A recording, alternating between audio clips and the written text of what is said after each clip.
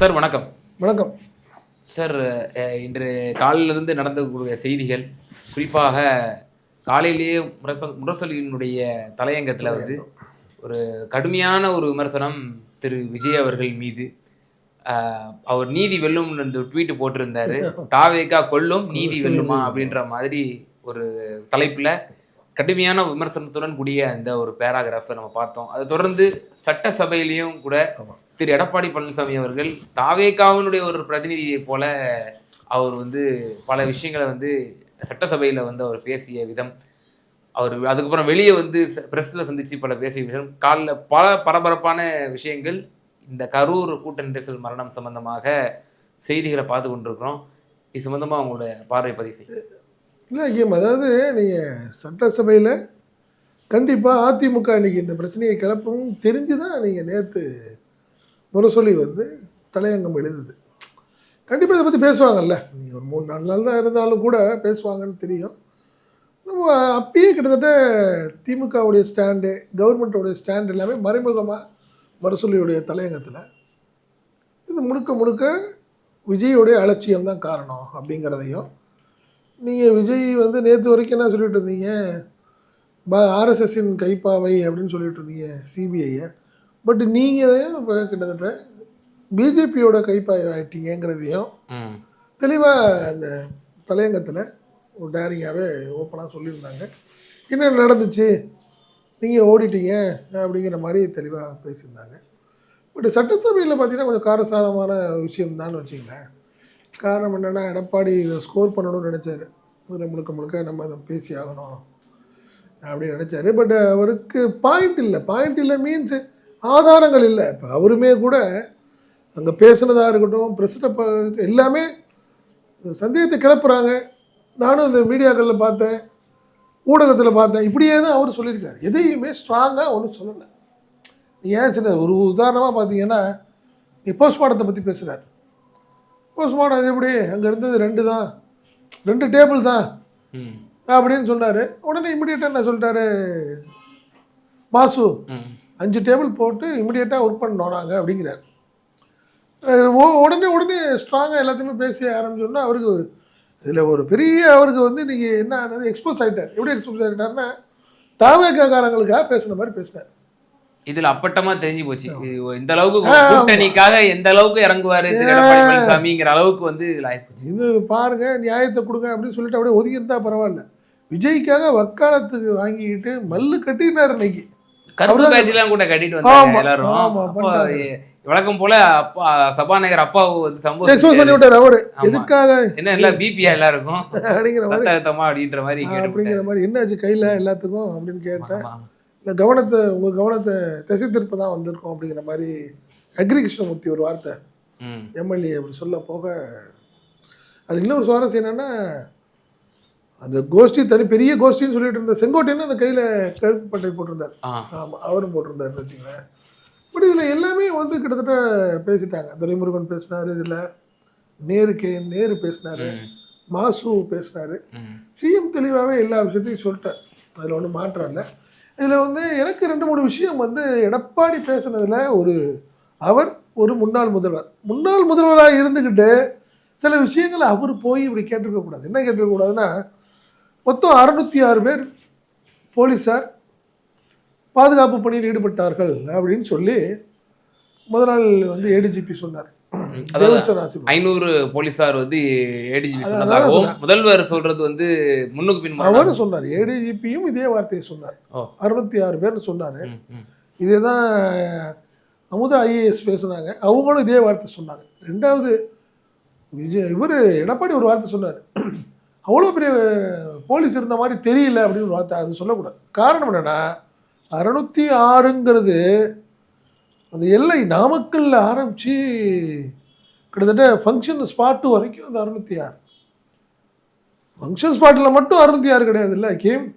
நீங்கள் ஆரம்பத்துலேருந்து இருக்குல்ல, நீங்கள் கூட்டிகிட்டு வர்றவங்க அவங்கள கூட்டிகிட்டு வர்றதில்ல ஆரம்பிச்சு இங்கே எவ்வளோ பேர் இருக்கிறாங்க அப்படிங்கிறது எல்லா விஷயமுமே இருக்கு. இல்லை, நான் டிவியில் பார்த்தேன், எனக்கு அப்படிலாம் தெரியல 660 அப்படின்றாரு. அப்போ தான் தெளிவாக சிஎம் சொன்னார், ஏங்க இந்த தலைவரே எந்திரிச்சு போலீஸுக்கு வாழ்த்து இது சல்யூட் அடிச்சு நன்றி சொல்லிட்டாரு. நீங்கள் ஏன் அப்படி போட்டு முள்ளு கட்டுறீங்க அதில்? ம், ம். அதனால் அவர் சொன்ன எடப்பாடியுடைய சந்தேகங்கள் இருக்கலாம். காரணம் என்னென்னா இதில் வச்சு அரசியல் பண்ணணும்னு நினைக்கிறாங்க அவங்க. குறிப்பாக திருப்பி திருப்பி இவர் விஜய் பேசுகிற மாதிரி அவர் பேசுகிறாரு. என்ன சொல்கிறார்? ஒரு 5-6 ஊருக்கு போயிட்டு வந்தார், அங்கெல்லாம் நடக்காத விஷயம் இங்கே சொல்கிறார். அவரும் சொல்கிறார். காரணம் என்னென்னா செந்தில் பாலாஜி அவரை கார்னர் பண்ணணுங்கிற ஒரே ஒரு விஷயம்தான். செருப்பு வீச்சுங்கிறத செருப்பு வீச்சு திமுகவும் ஒத்துக்குச்சு, செந்தில் பாலாஜியும் ஒத்துக்கிட்டாரு, வீடியோவும் இருக்குது. இதில் யாரும் இல்லைன்னு சொல்லவே இல்லை. எதற்காக அப்படிங்கிறது தான் அதை வந்து ஒரு விளக்கம் சொன்னாங்க.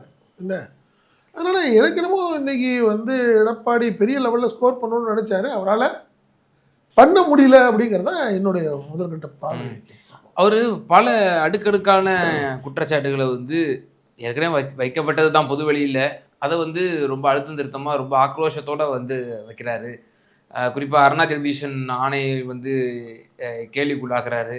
அதே போல் உச்சநீதிமன்றம் சொன்ன அந்த காரணங்கள், அதிகாரிகள் செக்ரட்டரிஸ் வந்து ப்ரெஸ் மீட்டில் வந்து பேசினது, நாங்கள் வந்து எந்த தவறுகளும் நடக்கல அரசு தரப்பில் அப்படின்னு சொன்னது, இதெல்லாம் சுட்டி காட்டுறாரு, அந்த இடத்துல அட்ரஸ் பண்ணுறாரு. இதை எப்படி பார்க்குறேன்? இல்லைங்க, அதான் எப்படின்னா ஒரு பெரிய விபத்து நடந்துருச்சு, 41 பேர் இறந்துட்டாங்க. இந்த 41 பேர் இந்த சம்பவம் என்ன நடந்துச்சு அப்படிங்கிறது அரசு தரப்பில் விளக்கம் சொல்லியே ஆகணும். நீங்கள் வந்து அருணா ஜெகதீசன் கமிஷன் ஒரு நபர் விசாரணை கமிஷன் போட்டதுக்கும் அதுக்கும் சம்மந்தமே கிடையாது. ஒரு கவர்மெண்ட்டில் ஒரு விளக்கமே சொல்லணும்னா என்ன ஆகும் தெரியாமல் சொல்கிறேன். 41 பேர் இறந்துட்டாங்க, கவர்மெண்ட் சைட்லேருந்து எந்த விளக்கமும் சொல்லலைன்னா என்ன ஆகும்? பெரிய கேள்விக்குறியா இல்லையா? என்னங்க 41 பேர் செத்துட்டாங்க, கவர்மெண்ட் சைட்லேருந்து அஃபிஷியலாக யாருமே சொல்லல. உச்சநீதிமன்றம் அந்த கேள்வி கேட்பதற்கான காரணம் இல்லை, அது உச்சநீதிமன்றம் எதுக்காக கேட்டதுன்னு நான் சொல்ல வரல. ஆனால் அது நியாயமானது. இது அரசு தரப்பில் விளக்கம் சொல்லியே ஆகணும், அது நியாயமானதுன்னு வச்சுங்க. இதுக்கும் அதுக்கு சம்மந்தமே இல்லை. இது முழுக்க முழுக்க விபத்துங்கிறத வந்து கவர்மெண்ட் சொல்லி தான் ஆகணும். கவர்மெண்ட் சொல்லாமல் எப்படி இருக்கும்? எப்படி எடப்பாடி பழனிசாமி இதை கேட்குறாருன்னு தெரியல எனக்கு. ஒரு சம்பவம் நடந்துருச்சு, இந்த சம்பவம் எப்படி நடந்துச்சுங்கிறத கவர்மெண்ட் விளக்கம் சொல்லியே ஆகணும். சிஎம் சொல்லணும், இல்லை டெப்டி சிஎம் சொல்லணும், செக்ரட்டரிஸ் யாராவது சொல்லணும். அது ஏற்கனவே ப்ரெஸ் மீட்டு அரசு தொடர்பான விஷயங்களுக்கு ப்ரெஸ் மீட்டுக்கு ஒரு 6-7 அதிகாரிகள் நியமிச்சிருக்காங்க. அந்த அதிகாரிகள் தெளிவாக சொல்லிட்டாங்க. பட் அதுக்கும் விசாரணைக்கும் சம்மந்தம் இல்லை. புரியுதுங்களா? இதை விளக்கம் சொல்லணும். அது கரெக்டான ஒரு விஷயமா தான் நான் பார்க்குறேன். இந்த விஷயத்துல வந்து அரசியல் இருக்கிற மாதிரி இதே எதிர்கேள்வியா திராவிட முன்னேற்ற கழகத்தை தரப்புலையும் வச்சாங்க. இப்போ துப்பாக்கி சூடு, தூத்துக்குடி துப்பாக்கி சூடு நடக்கும்போது நீங்க விளக்கம் கொடுத்தீங்க. அப்போ அந்த சமயத்துல நீங்க விளக்கம் கொடுக்கும்போது அப்போ நீங்க அதை டைரக்ஷன் பண்ற மாதிரி வராதா? அது நீ சொல்லி ஆகணும். அது வந்து 100% சொல்லியே ஆகணும். செந்தில் பாலாஜி சொன்னார். எதுக்கு விளக்கம் சொன்னார்? விசாரணை கமிஷன் வந்து அது விசாரணை கமிஷன் போயிட்டு இருந்துச்சு, எஸ்ஐடி அனௌன்ஸ் பண்ணியாச்சு அந்த டைமில். ஆனாலும் செந்தில் பாலாஜி விளக்கம் சொன்னாருன்னா அவர் ஸ்பாட்டில் இருந்தார், என்ன நடந்துச்சுன்னு சொன்னார். நீங்கள் ஏன் போனீங்க, இவ்வளோ சீக்கிரமாக அவர் எப்படி போனார், இந்த மாதிரி விளக்கங்களுக்கு எல்லாத்துக்கும் அவர் அன்றைக்கி கிட்டத்தட்ட 1 hour பேசினார். அதே மாதிரி இன்றைக்கி ஒரு எடப்பாடி பழனிசாமி அருணா ஜெகதீசனுக்கு வந்து ஆஃபீஸ் போடல எப்பயுமே கிடையாதுங்க. உடனேலாம் போட மாட்டாங்க, எப்பயுமே புரிஞ்சுங்க. ஒரு விஷயம் நோட்ஸ் கூட யாரும் எடுக்கல, யார் எடுத்தா அவங்க பாட்டு விசாரணைக்கு வர்றாங்க, யாருமே இல்லை அதுதான் சொல்கிறேன். அவரு சொல்கிறாரு. பட் பார்த்தீங்கன்னா அங்கே இருக்கிற சாதாரணமாக பார்த்தீங்கன்னா டிபி இல்லைன்னா சர்க்கியூட் ஹவுஸு இதில் தான் அதிகாரிகள் வந்து தங்கிக்குவாங்க. புரியுதுங்களா? அவங்க ஏற்கனவே விசாரணை கமிஷனில் இருந்துருக்குறாங்க. தூத்துக்குடி சம்பவத்தை அவங்க தான் விசாரிச்சிருக்கிறாங்க. அவங்களுக்கு ப்ரொசீஜர் தெரியாதா? இது உங்கள் பீரியடில் நடந்தது, அது நீங்கள் தான் அவங்கள கொண்டாந்தீங்க. இதில் என்ன இருக்குது? இதில் ஒரு விளக்கம், இதில் என்ன இருக்குது? ப்ராப்பராக பண்ணிட்டாங்க. அந்த விஷயத்தில் பொறுத்த வரைக்கும் ஆஃபீஸு ஆட்கள் அதெல்லாம் இல்லை, நோட்ஸு நடக்கிற விஷயங்களை கேட்குறாங்க, வீடியோ எடுத்துகிறாங்க. அவங்க நல்லா புரிஞ்சுங்க. அருணா ஜெகதீசன் விசாரணையை வந்து முழுக்க வீடியோ எடுக்கிறாங்க. பக்கத்தில் ஒரு நோட்ஸ் எடுக்கணும்னு ஒரு முன்னாள் முதல்வர் அப்படி கேட்டால் என்னன்னு கேள்வி தெரியல. ஆஃபீஸ் உண்டா கிடையாது, பதிவு செய்யணும் இல்லையா? பதிவு செய்யணும். அது இல்லை, வீடியோவில் வந்து அதுக்கு ஒரு பதிவு பண்ணிக்க போகிறாங்க. புரிதுங்களா உங்களுக்கு? கோர்ட்டில் முழுக்க செய்வாங்க. இது விசாரணை கமிஷனில். இப்போ நீங்கள் நல்லா புரிஞ்சு எப்படி பதிவு பண்ண முடியும் எனக்கு புரியல. நீங்கள் உங்கள்கிட்ட பேசிகிட்டே இருக்கேன், நான் விசாரிச்சுட்டே இருக்கேன், வீடியோ எடுத்துக்கிறேன், அதுக்கப்புறம் பதிவு பண்ணிட்டு போங்க. இப்போ நம்ம வீடியோ பார்த்ததுங்கிறது சில செய்தி ஊடகங்கள் அந்த ஸ்பாட்ல இருந்ததுனால அவங்க எடுத்தாங்க, அவங்க ஆட்களை வைத்து தான் எடுத்தாங்க. இது கூட தெரியலன்னா என்ன, எனக்கு புரியலையே. இது அவங்க எடுக்கிற வீடியோ. இதுல குறிச்சிக்கலையான்னு கேட்டா என்ன, இரு ஒரு நிமிஷம் இருங்க, குறிச்சிக்கிறேன்னு கேட்டுட்டு அவங்களோட வாக்குமூலத்தை டைரக்டா வீடியோ எடுத்து நீதிமன்றத்துல சமர்ப்பிக்கிறதுக்கான நீங்க இதெல்லாம் ஸ்பாட்டை பார்த்துட்டாங்க. இந்த விசாரணை கமிஷன் இதோட முடிய போதா? அதுக்கப்புறம் திருப்பி அவங்கள கூப்பிடுவாங்க, சந்தேகம் இருந்தால் கேட்பாங்க. ஏன்னா அங்கே அந்த விக்டிம்ஸில் சில பேர் தானே சிபிஐக்கு போனது. உங்களுக்கு என்ன சந்தேகம், எந்த சந்தேகத்தின் அடிப்படையில் சிபிஐ கேட்டீங்க அப்படின்னு விளக்கம் கேட்பாங்க. நீங்கள் விளக்கம் வர்றப்போ நீங்கள் கூட அட்வொகேட் கூட்டிகிட்டு வரலாம்.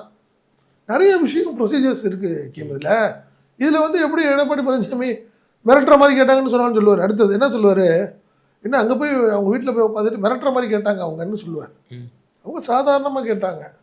ஆமாம், விஷுவல்ஸ் தான் நம்ம பார்த்தோம். சாமானியன் போல தான் அவங்க பேசுவாங்க. நீங்கள் வந்து கேட்குறப்ப என்ன எப்படி மிரட்டுற மாதிரி கேட்டாங்கன்னு சொல்லுவோம் இந்த உலகம்.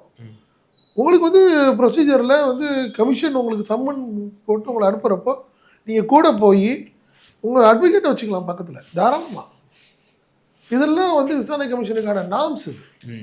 அதனால் இன்னைக்கு அவருடைய விஷயங்கள் எதுவுமே பெருசாக எடுபடலை. ஓய்வு பெற்ற நீதியரசனுடைய கமிஷனும் அமைச்சிருந்துச்சு ஒரு மேற்பார்வைக்காக இந்த சிபிஐ விசாரணைக்கு. இதை சேலஞ்ச் பண்ணி நாங்கள் நிச்சயமாக சட்ட ஆலோசகர்களோடு ஆலோசித்து உச்சநீதிமன்றத்தை அணுகுவோம்.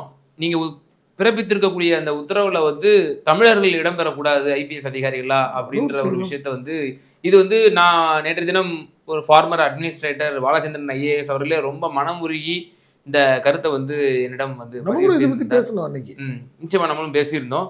அவரு ரொம்ப மனமுருகி பேசினார். தமிழர்கள் மீதான பார்வை ஒட்டுமொத்த இந்த இந்திய ஒன்றியத்திற்கு இப்படிதான் இருக்கு அப்படிங்கிற மாதிரின்னு அது பறைசாற்றும் விதமா இருக்குன்ற ஒரு விஷயத்தையும் குறிப்பிட்டிருந்தாரு. இப்ப இதை சேலஞ்ச் பண்ணி நாங்க போவோம் அப்படிங்கிறாரு. இதை சேலஞ்ச் பண்ண மூலியமா என்ன செய்தி சொல்ல வராங்க?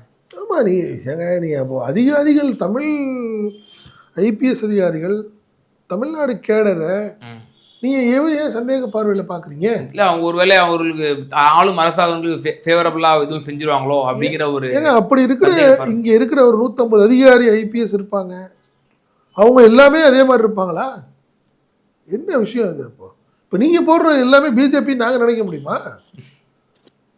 சொல்லுங்கள், நீங்கள் சொல்கிற எல்லாத்தையும் நாங்கள் பிஜேபி நினச்சிக்க முடியுமா? நாங்கள் ஏற்றுக்கிட்டோம்ல அவங்கள.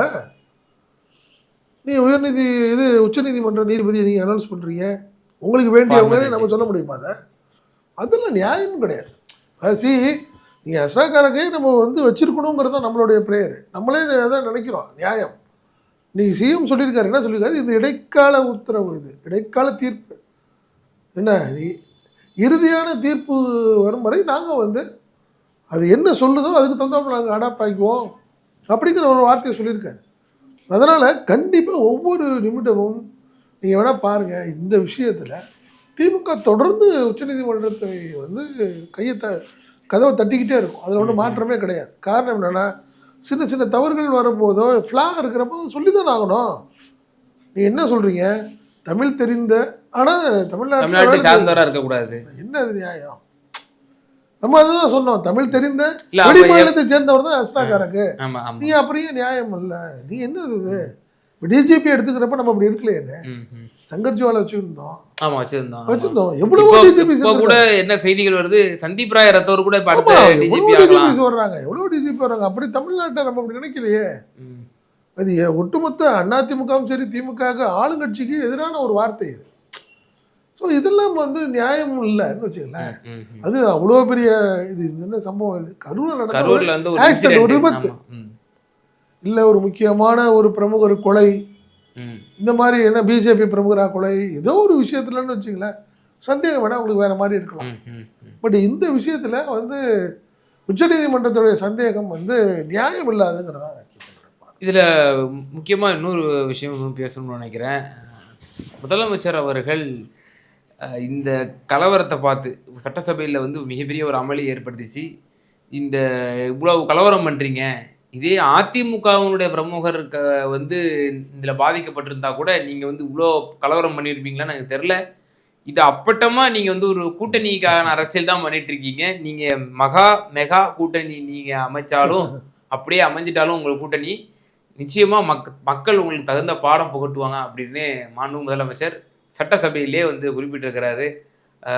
முதலமைச்சர் அந்த சபையில வந்து கூட்டணிக்கான அரசியலை இப்போ எக்ஸ்போஸ் பண்ணியிருக்காரு ஆமாம், பார்க்க. நீங்கள் முரசொலிலேயே அந்த வார்த்தை வருது. பி டீம் அப்படிங்கிறது ஏற்கனவே நம்ம சொல்லியிருக்கோம். இன்னைக்கு அது வந்து நிரூபணம் ஆயிடுச்சு அப்படிங்கிறத முரசொலி வந்து இன்னைக்கு சொல்லியிருக்கு, சுட்டி காட்டியிருக்கு. அதுதான் மறைமுகமாக முதல்வரும் சொல்கிறார். இப்போ நீங்கள் ஏங்க ஒன்றும் இல்லை, நீங்கள் தாவேக்கா கொடியை பார்த்தோன்னே உணர்ச்சி வசப்பட்டு ஒரு கட்சியோட தலைவர் இதோ பாருங்க வந்துடுச்சு புள்ளியார் சொல்லி போட்டாச்சு அப்படின்னு பேசினவங்க நீங்கள் இன்னைக்கு என்ன நினைக்கிறீங்க? விஜயோடைய மனசு சந்தோஷப்படுத்தி அவர் வந்து எப்படியாவது கூட்டணி கொண்டாடணும் நீங்கள் பேசுறது நல்லாவே தெரியுது. உங்களை என்னென்னமோ பேசிட்டாரு விஜய். அது ஜெயலலிதாவோட இருந்த கட்சி, எம்ஜிஆருடைய கட்சி இன்னைக்கு யார் கையில் இருக்குதுன்னு ஒரு வார்த்தை சொல்லிட்டாரு. நாமக்கல் பேசுறாரு. பிஜேபியோடைய அவருக்கு வந்து நீங்கள் கைப்பாய்வை ஆயிட்டீங்கிற ஒரு விமர்சனத்தெல்லாம் சொன்னார். ஆனால் நீங்கள் விஜய் எப்படியாவது வரணும்னு ஆசைப்படுறீங்க. பட் திமுக தெளிவாக இருக்குங்க, இதனால் வருத்தப்பட முடியுமாண்ணா? ஆனால் 200 சீட் வரைக்கும் இப்படி ஜெயிக்க வாய்ப்பு இருக்கு அப்படின்னு சொல்லி சில வலதுசாரி பத்திரிகையாளர்கள் இன்னைக்கு பிஜேபியோடைய கைப்பாவையா தாவேக்கா போயிடுச்சுன்னா மைனாரிட்டி வாக்குகள் 100% போயிடும். கீம் நீங்கள் பிஜேபியை ஆரம்பத்துலேருந்து என்ன சொல்லுது, ஜோசப் விஜயை கொண்டாந்தது மைனாரிட்டி வாக்குகளை குறிவைத்து தான். திமுகவுக்கு வந்து லம்பாக போயிட்டுருக்கு. ஸோ அதை கொஞ்சமாவது டைல்யூட் பண்ணணும். அதனால தான் விஜயை வந்து பிஜேபி கையில் இறக்கி விடுதுன்னு சொன்னாங்க. பட் அன்எக்ஸ்பெக்டடாக பார்த்தீங்கன்னா இன்றைக்கி பிஜேபி தாவேக்கவும் நெருக்கமாக வேண்டிய சூழ்நிலை ஒரு பெரிய விபத்தில் ஆனால் நடந்து போச்சு. தன்னை காப்பாற்றிக்கிறதுக்கு வேறு வழி இல்லாமல் விஜய். நீங்கள் யோசிச்சு பாருங்களேன் சார், ஒரு பக்கம் தாவேக்கா, அதிமுக, பாஜக, இன்னும் இருக்கக்கூடிய சில சொற்ப கட்சிகள் இவைகளெல்லாம் வந்து ஒன்று சேர்ந்து இந்த தேர்தல் காலத்தில் சந்திச்சாங்க அப்படின்னா திமுகவுக்கு கடும் போட்டி தரக்கூடிய இடத்துல 200ங்கிறது இவங்களுடைய ஒரு மிகைப்படுத்த. இப்போ இவங்க ஒரு நேரட்டிவ் செட் பண்ணுறதுனால அவங்க ஒரு நேரட்டிவை செட் பண்ணக்கூடும். அதனால தான் இவங்க போன்ற கருத்துக்கள்லாம் வந்து சொல்லக்கூடிய பார்க்குறோம். இப்போ விஜய்க்கு க்ரௌட் புல்லிங் கெப்பாசிட்டி இருக்குது. இப்போ அவர் போனார்னா நல்லா கூட்டம் கூடும். அப்போ அந்த கூட்டம் இல்லை, நான் முடிச்சிடுறேன். கூடுற கூட்டம் எல்லாம் உங்களை போன்றவங்கள வைக்கக்கூடிய வாதங்க அது ரசிகர் கூட்டம் அப்படின்றீங்க. ஆனால் அது பின்னணியில ஆன்டி இன்கம்பன்சிங்கிற ஒரு ஃபேக்டர் இருக்கு. அதை நீங்க மறைச்சிட்டு நீங்க லாபகரமா பேசுறீங்கிறது தானே முன்வைக்கக்கூடிய விஷயமா இருக்கு. அதிமுக பாஜக மேல உள்ள அதிருப்தியில இருந்த வாக்குகள் ஏன் சொல்லக்கூடாது? திமுக அதிமுக பாஜக இல்லாத வாக்குகள் புதுசா நான் ஆசைப்பட்டேன். புதுசாக ஒரு நாள் வரட்டுங்க, திமுக அதிமுக பார்த்துட்டே இருக்கேன், போர் அடிச்சிச்சு, வரட்டும் விஜய் நினச்சிட்டு இருந்தேன் நான். ஆனால் விஜயும் திருப்பி அதிமுகவோட போய் சேர்றாருன்னா அவர் எப்படி நான் விஜய் ஏற்றுக்கணும்? தொண்டர்களே விரும்புறது மாதிரி தெரியுது. எடப்பாடியார் ரசிகர்கள் விஜயை விரும்புவார்கள், இல்லைன்னா சொல்ல முடியாது. புரிதுங்களா? அவர் ரசிகர், அவர் எத்தனை பர்சன்டேஜ்னே தெரியாமல் நீங்களாம் கணக்கு பண்ணி 200க்கு ப்ளஸ்னா எப்படின்னு புரியல எனக்கு. நீங்கள் திமுக இது அதிமுக எவ்வளவு, பிஜேபிக்கு எவ்வளோ நம்ம ஏற்கனவே பேசிட்டோம். பெருசாக ஒன்றும் இருக்க போகிறது இல்லைன்னு. விஜய் போய் கரையாக போகிறாரு, அவ்வளோதானே. இல்லைங்க பாருங்கள், ஒவ்வொரு எலெக்ஷனையும் 3 எலெக்ஷனாக விஜய் வந்து கிட்டத்தட்ட 18% ஓட்டு வாங்கிட்டு இருந்தார். அவங்கெல்லாம் அவங்க 2 பேரும் சேர்ந்து 20, இவர் 18 சேர்ந்ததுனால கண்டிப்பாக 38 போயிடும் அப்படின்னு சொல்ல முடியாது. இவங்க 2 பேரும் சேர்ந்து 20-21 இருக்காங்க. விஜய்க்கு ஒரு 5, 25 அந்த கணக்கு தான் வரும். அதுக்கு மேலே பெருசாக இல்லை. நீங்க வந்து தனியா இருக்கிறப்ப வேற. இப்போ சீமானுடைய பிளஸ் அதான் தானே, ஒவ்வொரு முறையும் நீங்க திமுக அதிமுக இல்லாத வாக்குகளை அவர் தக்க வச்சுக்கிட்டே போறதுனால தானே அவருக்கு வந்து இன்னைக்கு போயிருக்கு. விஜய் அந்த ஒரு பலவீனப்படுத்திருக்காரு. விஜய் வந்து 2 விஷயம் கேம் ஆட்டோமேட்டிக்கா சிஎம் கேண்டிடேட் யாரு அப்படிங்கிற ஒரு பெரிய கேள்விக்குறி வரும். எடப்பாடிக்கு ஓட்டு கேட்கறதுக்கு விஜய் வராரா, அந்த விமர்சனம் பெரிய விமர்சனம். அது வந்து கொஞ்சம் ஒரு 1%, 1-2% அதில் வந்து ஒரு பாதிக்கும். அதுக்கப்புறம் மைனாரிட்டி வாக்குகள் திருப்பி போகாது. விஜய் நீங்கள் என்ன கேரண்டி கொடுத்தாலும் பிஜேபியோட கூட்டணி போகிறப்ப எப்படி சேர்ப்பாங்க? போக மாட்டாங்க. ஸோ இந்த மைனஸ்லாம் நிறைய இருக்குது. திமுகவும் விடாது இல்லைங்க, சாதாரணமாக பண்ணாது, பிரச்சாரம் பண்ணோம், அவங்களும் ஒர்க் பண்ணுவாங்கல்ல. சிலர் இதோட 2011 ஒப்பிடுறாங்கல்ல, அந்த ஒப்பீடு சரியா? கேப்டன் விஜயகாந்த் அம்மையார் ஜெயலலிதாவுடன் கூட்டணி வைக்கும் போது விஜயகாந்த் மிகப்பெரிய ஸ்வீப். விஜயகாந்த் கூட வந்து கிட்டத்தட்ட அவர் ஆரம்ப காலத்துலேருந்து தனியாக நின்றுட்டதுக்கு அப்புறம் தான் கூட்டணிக்கு வந்தார். எடுத்தோன்னே கூட்டணி போடல, தனியாக நின்று தான் வந்தார் அவர். இது அப்படி கிடையாதுல்ல. அவங்களுக்கு முதல் தேர்தலே நான் தான் சிஎம்மு, இவங்க 2 பேத்துக்கும் நான் தான் மாற்று சக்தின்னு சொல்லிட்டு இருந்த விஜய் திடீர்னு பல்ட்டி அடித்து போய் அங்கே சேர்றப்போ பெரிய எதிர்பார்ப்பில் இருந்த கூட்டம் அப்படியே செதஞ்சிருங்க. மாற்றம் இல்லை. நம்ம நினைக்கிற மாதிரிலாம் விஜய்க்கு ஒரு பெரிய ப்ளஸ்ஸாலாம் இருக்காது. விஜய் தனியாக இருந்தால் அவருக்குன்னு ஒரு இருக்கும், வாக்கு இருக்கும். பட் மீண்டும் பிஜேபி அதிமுக கூட்டணியோட அவர் போனார்னா ஒன்றும் இல்லாமல் காணப்படுவார். அதில் ஒன்றும் மாற்றம் இல்லை. நிச்சயமா சார். இந்த தினம் நடந்த பல சமகால நிகழ்வுகள் சம்பந்தமா உங்களுடைய கருத்துக்களை ரொம்ப தெளிவாக பகிர்ந்தீங்க. ரொம்ப நன்றி. நன்றி. வணக்கம்.